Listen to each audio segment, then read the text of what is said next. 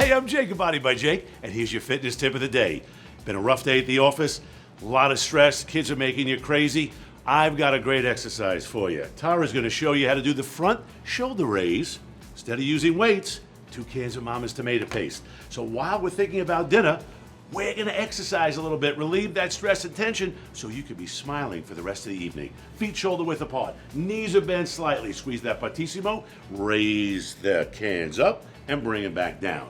Elbows are bent slightly.